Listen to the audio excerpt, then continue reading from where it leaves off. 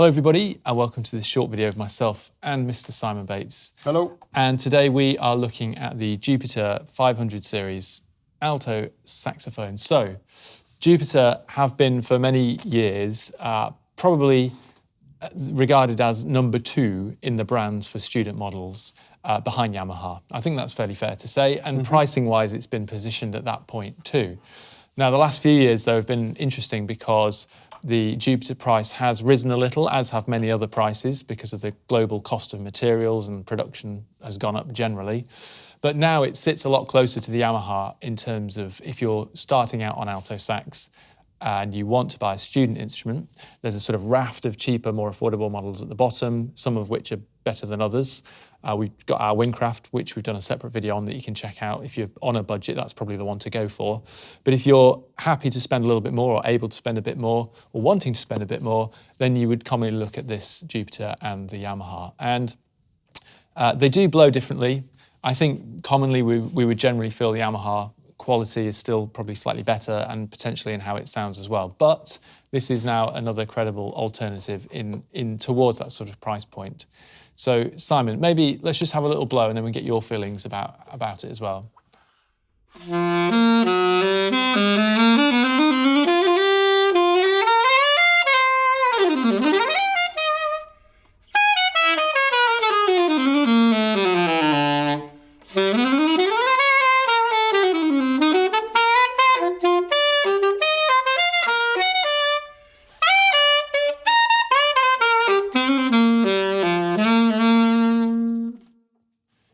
So first impressions, it sounds pretty vibrant from where I'm sat. It is, a lively saxophone. There's going to be plenty of dynamic range there. Yeah, I mean, if I'm honest, it does feel a bit more like a student instrument than the Yamaha.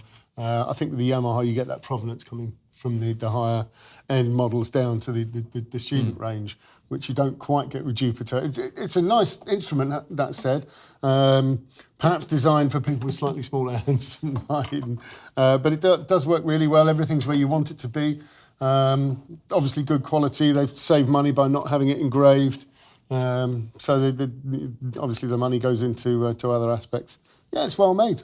Good horn. I think there is an important point about where instruments are made and the brand they come from. So the benefit of a Jupiter or a Yamaha or even a Windcraft or a big known brand like that is that you can get spare parts. And this sounds like Mr. Boring talking to you about this, but being in the shop, seeing instruments getting used by kids especially, things can break or snap off or get lost or used as a lightsaber or whatever it is.